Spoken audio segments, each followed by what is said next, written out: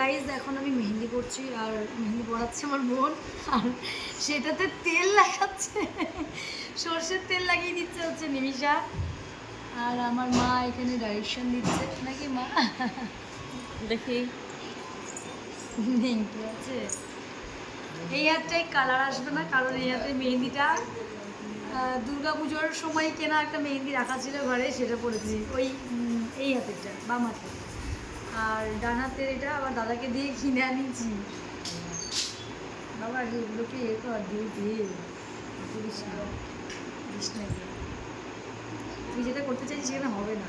কাকিমা কি বলছিল? হ্যাঁ কাকা আমি তো কি বলছিল? কে তো মেহেন্দির ডিজাইনটা তো ভালো হয়েছে, বোন কিন্তু ভালো মেহেন্দি পড়ায়, বৌদির মতোই খুব সুন্দর, ও হাতের কাজ জানে, অনেক সুন্দর সুন্দর হাতের কাজ করে।